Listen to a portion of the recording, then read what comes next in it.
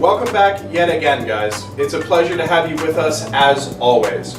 If you look behind me, you can see that things have changed, but they haven't changed a lot. In fact, they haven't changed as much as I would like them to. At the end of our last video, we kind of got stymied. Work had to stop. We broke the tool that we were using to cut the vent holes that need to be there in order for the polisher to function correctly. We've replaced that tool. So the goal for today is to get all of our venting put in and at least get the polisher functional, if not completely installed. We'll also install these cabinets. There's two more that go over here. And hopefully get the countertops nailed in and solid.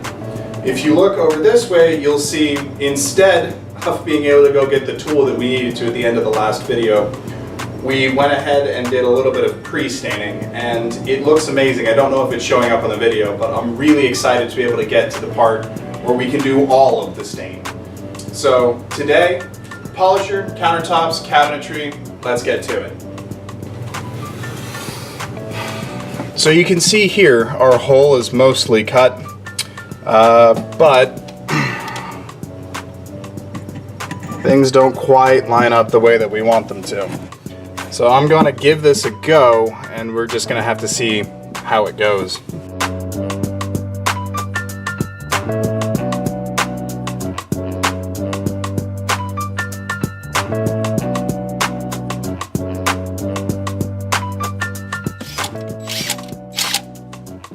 Surprisingly well, actually.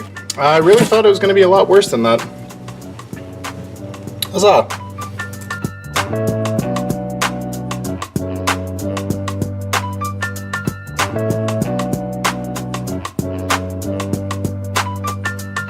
We are now presented with a problem specifically with this outlet. This is the more important of the two, to be perfectly honest, because it is for the polishing wheel, rather than the other side, which we typically use for an inner ring mandrel. But as you can see, this hole, for the most part, is off from this wall. That's a problem. The only real solution that we have in order to keep airflow the way that we need it to be is to start with our hole here where we need this one, but offset this hole here. So I think what we're gonna have to do is drill up from the inside, and hopefully that will work out. We'll see. Unbeknownst to me, John had previously marked the centers of the mandrel side of the polisher, so we only had to use the drill up from underneath technique on the other side. However, in capturing the footage of cutting the holes, we were able to bring you a very special episode of Simple John. Today on Simple John, John discovers the first and third of Newton's laws of motion, as well as the danger of spinning sharp objects at high speeds. Oh God.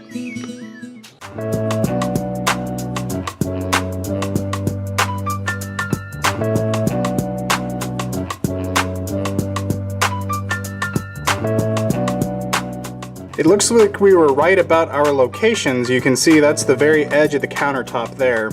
That's actually supposed to keep the countertops attached. So this ought to fit, but only just.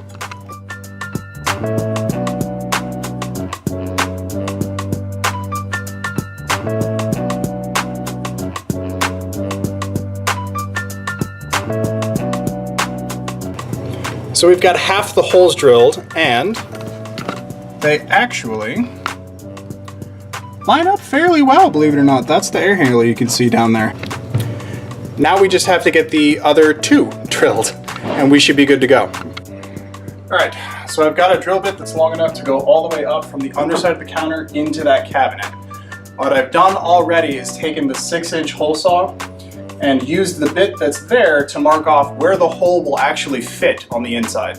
So being as that's centered, all I've got to do is drill a hole all the way up from the bottom, and I'll have a marker on the top of this and bottom of that. I can move those out, and it's much easier to drill top down.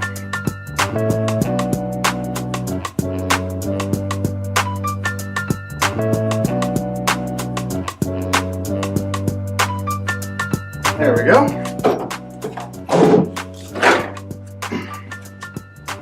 that is giving us this and that. Right now this is very off center, but that's okay.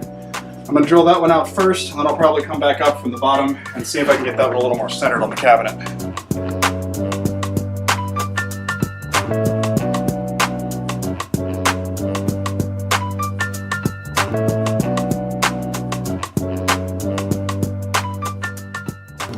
All right, so there you have it. All of our holes are cut. This one, as you can see, is a little gobbledywonk as compared to this one. It's a little much straighter. But that's okay. We'll be able to make everything work out the way that we had wanted to in the end, no problem. All right, so I've taken the top off here, and you can see these gaps. There's a gap here, there's a very large gap here, there's just gaps everywhere. And we don't want those. They'll interfere with the vacuum effect that we need to create in order for the polisher to suck as much as possible. So I've got a caulk gun behind me I'm gonna grab, and I'm just gonna start caulking all of the seams everywhere where there's a join here or a gap. And hopefully we'll get a good vacuum out of that later.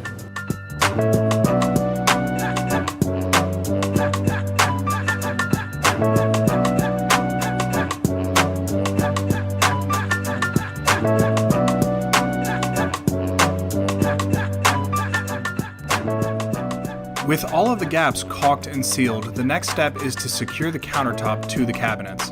We did add support posts under this section here, which is what I'm running those screws into.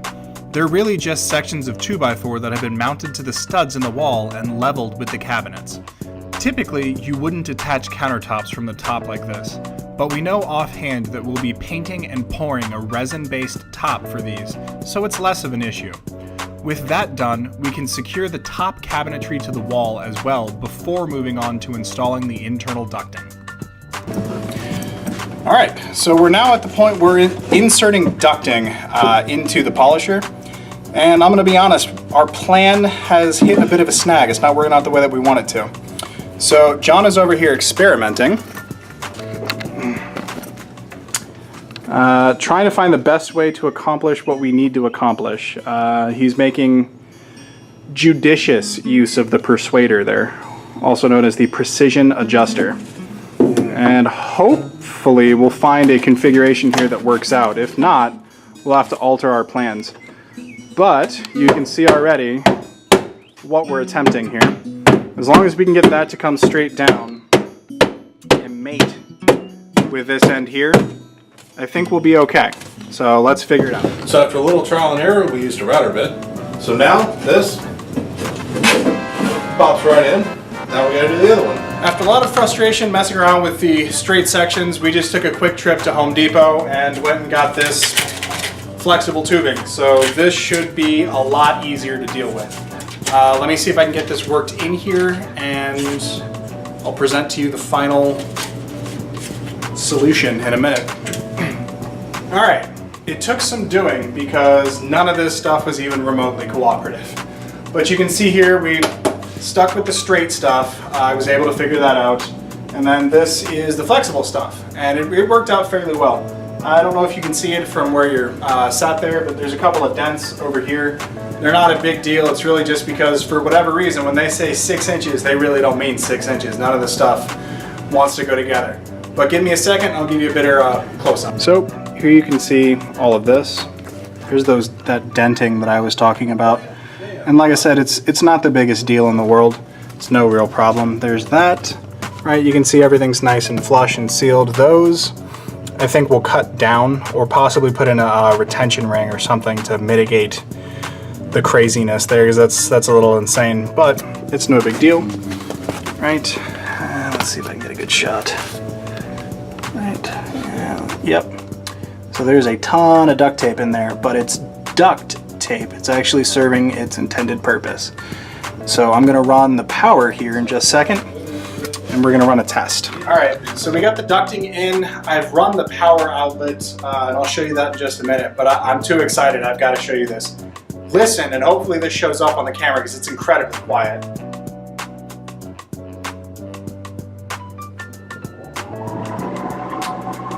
So if you can hear that, and I'll have to check in a minute, that's about all of the noise the polisher makes. I'm gonna leave that on just for comparison purposes. I'll flip the camera around and I'll show you the power or the sound on the old polisher, and you'll understand the reason why we did all of this.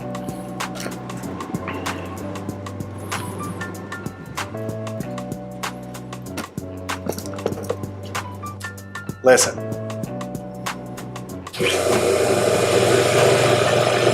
Right? So way, way louder on this thing than it is on the new one. So excited about it. Guys, John is a simple man and doesn't seem to understand the strictures of trying to film something for the internet. So it's time again for a section I like to call, Hey John, what are you doing? Hey, so we're gonna attach this to the cabinet here, right? So in order to do that, if I screw to the back and just screw the studs, what's gonna happen is this is gonna kick back, and then this reveal line right here is gonna open up and be massive, right? So instead what we're gonna do is I'm gonna drill, I've already drilled here. So I'm gonna drill it here and here, and then I'm gonna put a screw straight up, and that way it pulls these together so that when I attach it to the wall, it doesn't pull this backwards.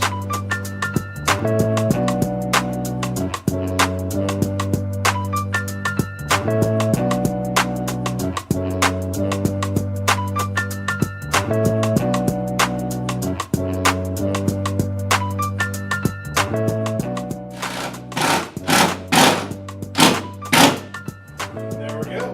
Never going anywhere. Except for there. Alright, so all told, a pretty good day. The counters are now secured.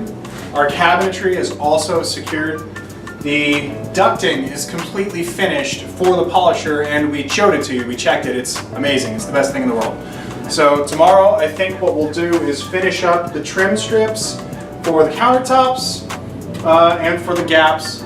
Then we'll be able to stain. We'll be able to stain, and this is going to be amazing. So as always, thank you so much for being with us. We'd love to hear your comments down in the comment section. Look out for our next video, and of course, like and subscribe.